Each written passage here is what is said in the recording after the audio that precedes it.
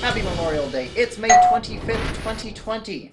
Gordon Ramsay is in your kitchen, old school racism coming out of Germany, and the food hero that we need but we certainly don't deserve.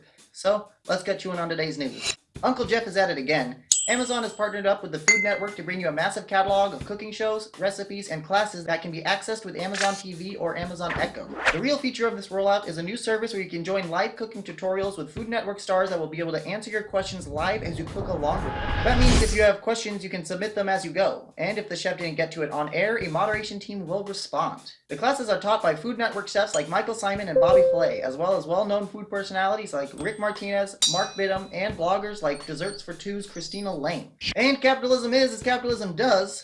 Fox is attempting to get a sweet piece of this food cam pie by doing live Gordon Ramsay cooking tutorials. Give it a look.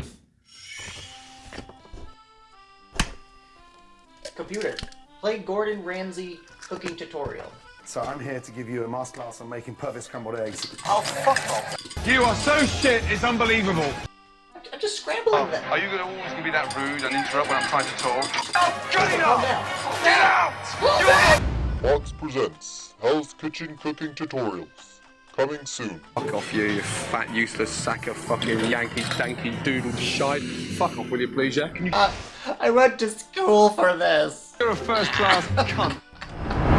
And speaking of Gordon Ramsay and sexy internet videos. Ooh la la. What's up, Gordon? There's nothing quite like the fear of a virus coming out of China to spark some new age racism towards Asians. Racism against Asian communities is deeply entrenched in United States history. From building railroad systems to internment camps during World War II, even the way we view MSG has its roots steeped in racism. So it's no surprise that it wouldn't take much to reignite some pretty nasty attitudes towards this group in particular. With all of this being said, at least we're not fucking Germany. No Chinese wanted. Chef slammed for racist reopening announcement. Back in the day, if you wanted to announce your open racism and bigotry, you'd either need some arts and crafts abilities or some cash to be able to proudly display a sign in your curbside window. Now, instead of racist signs, all we need are racist tweets. Jean-Claude Bourgel in Dusseldorf, Germany began to open up a restaurant when he decided to post this. We start on Friday, but only with our bistro. No Chinese wanted. The 73-year-old chef wrote on his personal Facebook page on Wednesday. Clearly people are outraged because it doesn't get more blunt or obvious than this. I know subtlety is not Germany's strong suit, but come on. Bourgel later apologized, calling it a thoughtless statement that he formulated completely wrong. He claimed that the remark was not in reference to Chinese people, but rather dictators and the strongmen in the country. He continued by saying, I am a child of the French Revolution, and I detest all dictators in this world. Dictators that oppress their citizens and punish people to death, he posted in a statement. I'm not fucking buying it. You can't take a shit in the middle of the room and then try to distract people by being all like outraged towards world hunger or some shit. Also, it's a little specific, huh? You only said China and then you turn around and you're like, all the strongmen of the world. Man, fuck you. People of 9 different nationalities work at our restaurant. My wife is Asian and I myself am a foreigner in this land. Yeah, but you're French and you moved to Germany. I don't think that gives you a pass. And is it just me, or is he a little bit too aware of exactly what races and nationalities he's got working in his kitchen? Sounds like he's got a list, just saying.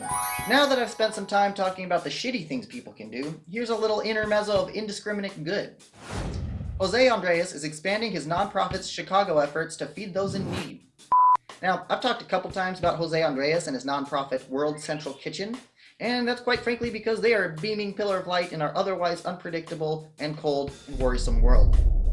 The archetype of the rageaholic, egomaniac, asshole chef is antiquated and played out.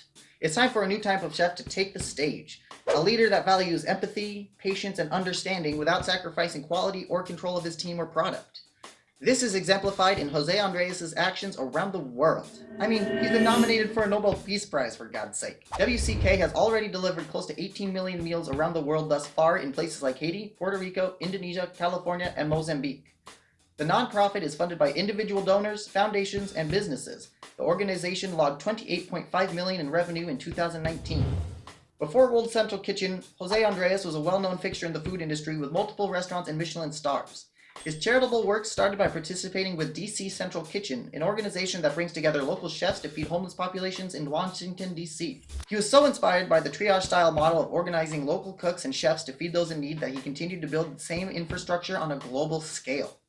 In Haiti, Jose saw how natural disaster can make food one of the biggest challenges, said Mook. It's where he realized that food should be a solution and not a problem.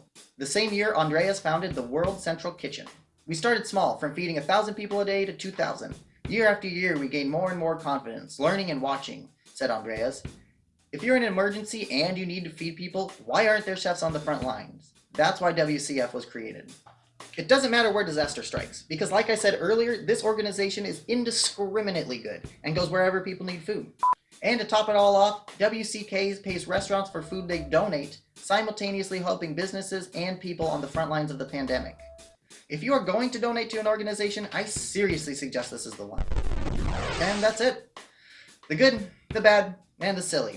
I will be here for you next week with more food news, and subscribe to my YouTube channel. Okay? The only people who watch this YouTube channel are people I know personally, so fucking subscribe. I know you.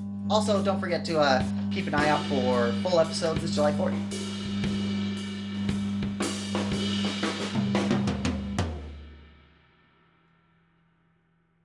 Crying, so getting flashbacks to my blood episode. I was hoping to be editing in like 5 minutes, but I don't think that's gonna be happening.